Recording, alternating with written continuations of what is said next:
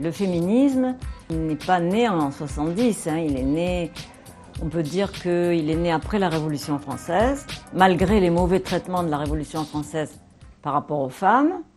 Mais le mouvement collectif féministe est né au XIXe siècle. Jusqu'aux années 50, les féministes françaises et européennes se sont préoccupées d'obtenir des droits d'égalité avec les hommes, ce qui était logique.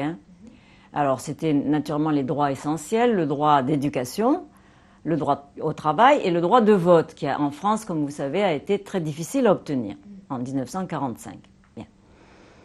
Alors après cette première vague, on appelle ça, il y a eu le livre de Beauvoir, évidemment, en 1949, Le deuxième sexe, qui a été, si vous voulez, une espèce un événement pour l'humanité entière, pas seulement pour les femmes, parce que c'est la première fois qu'on théorisait l'oppression des femmes, en recourant aux différents éléments, la sociologie, la psychanalyse, l'histoire, etc. Bon. Alors, ce livre qui est paru en 1949, il faudra attendre la fin des années 60 pour que les nouvelles féministes, qui se organisent en 70, en fait, on peut dire que nous, puisque c'est nous avons mis en pratique les grandes idées du deuxième sexe. Voilà, il y a une continuité remarquable entre la théorie et la pratique. Et ce n'est pas un hasard si Simone de Beauvoir a été au milieu de nous. Elle a été notre collaboratrice et notre amie.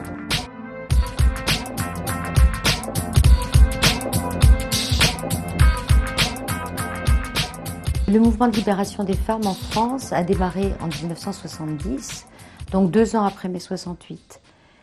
Et je dirais que si on veut comprendre ce qui s'est passé, il faut voir la rencontre à ce moment-là entre 2 démarches. La démarche qui a été celle de Simone de Beauvoir, même si évidemment le deuxième sexe est très antérieur, mais qui a permis de formuler la question des femmes de façon nouvelle, autour de cette idée que on ne naît pas femme, on le devient. Donc être une femme, ce n'est pas une donnée naturelle, mais c'est le résultat d'un système social. Mais en même temps, chez Simone de Beauvoir, il y a dans cette idée de façon nouvelle de poser la question des femmes, il n'y a pas de perspective de changement radical par une lutte collective. Et ça, c'est le mouvement de mai 68 qui apporte ce qu'on appelle les nouveaux mouvements sociaux, donc une nouvelle façon de lutter collectivement pour un objectif collectif. On disait en mai 68, tout est politique. Donc cette idée que la lutte des femmes est politique et que c'est collectivement qu'on va changer les choses.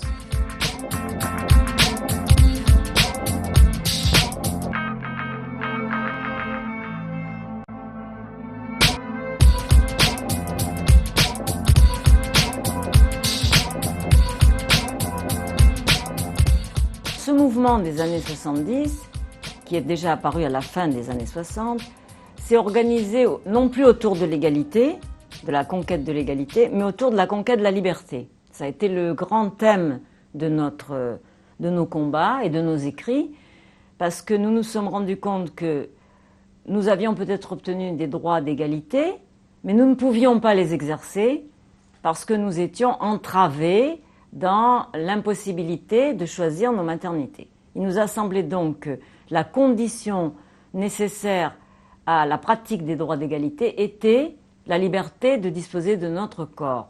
Bon. Et donc, tout a tourné autour de cette revendication de liberté et autour du corps des femmes qui étaient emprisonnées, qui étaient empêchées de faire ce qu'ils voulaient. Alors à partir de là, pour résumer, évidemment c'est la liberté de l'avortement que nous avons en premier revendiquée et de la contraception, mais il s'en est suivi une dénonciation, une interpellation de tous les signes de la violence qui s'exerçait sur nous. Alors la domination, puisque les hommes exercent une domination sur les femmes, la domination s'exerce toujours à travers des violences. Elles sont visibles ou invisibles. En l'occurrence, la violence, l'interdit sur l'avortement était une violence visible, mais rendue invisible. Et nous avons essayé d'interpeller toutes les autres violences. Alors ça a été le viol, à partir de 1980. Vous savez qu'en France, le viol était jugé en correctionnel comme un vol. Et à partir de la loi de 80, le viol a été considéré comme un crime, renvoyé en assises. Ensuite, ce sont les violences conjugales qui s'exercent dans le domaine privé et qui, de ce fait, étaient impunies et tues. On n'en parlait pas. Après, ça a été l'inceste, le harcèlement sexuel au travail, etc., etc.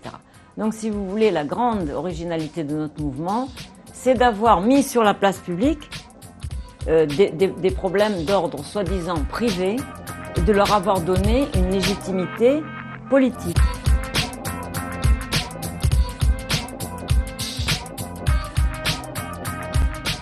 Le féminisme est le mouvement, le courant d'idées qui a le plus marqué la deuxième moitié du XXe siècle. Aucun autre mouvement n'a autant bouleversé la société.